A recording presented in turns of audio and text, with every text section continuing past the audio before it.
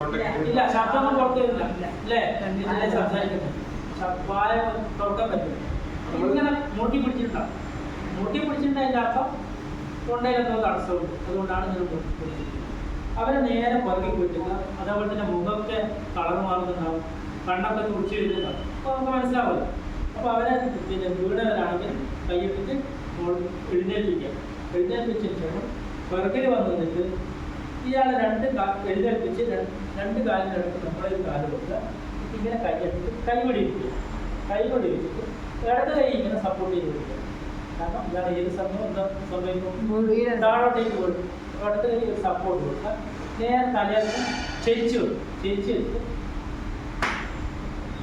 ഈ രീതിയിൽ അഞ്ച് പ്രാവശ്യം ശക്തമായിട്ട് അടിച്ചു കൊടുക്കുക. 5 പ്രാവശ്യം അടിച്ചു. 5 പ്രാവശ്യം അടിച്ചു കൊടുക്കുമ്പോൾ ചെറിയ ബ്ലോക്ക് ആണെങ്കിൽ തീർച്ചയായും കിട്ടും. എന്നിട്ട് പോകുന്നതിന് വേറൊരു മെത്തേഡ്, കൈ ഈ രീതിയിൽ കെട്ടിപ്പിടിക്കുക. ഹെൽമെറ്റ് മെനുവർ മെത്തേഡ് കണ്ടത്. ഹെൽമെറ്റ് മെനുവർ മെത്തേഡ് കൈ ഈ രീതിയിൽ വെച്ചിട്ട് ഇയാൾ ഇതേപോലെ പിടിച്ച് നിർത്തുക. ഇങ്ങനെ ഈ കൈ കൊണ്ട് മുകളോട്ടേക്ക് അടിയിലേക്ക് തള്ളി കൊടുക്കുക. മുകളോട്ടേക്ക് കൊടുക്കുക. തള്ളുക, മുകളോട്ടേക്ക്. ജെ അക്ഷരം എഴുതുക. ഇംഗ്ലീഷ് ജെ അക്ഷരം ഇങ്ങനെ തള്ളി കൊടുക്കുക. മുകളോട്ടേക്ക് ഇങ്ങനെ തള്ളുമ്പോൾ ഇങ്ങനെ മുകളോട്ടേക്ക് തള്ളുമ്പോൾ ഇയാൾക്ക് ഞെട്ടൽ വരുന്നതാണ്. ആ ഞെട്ടൽ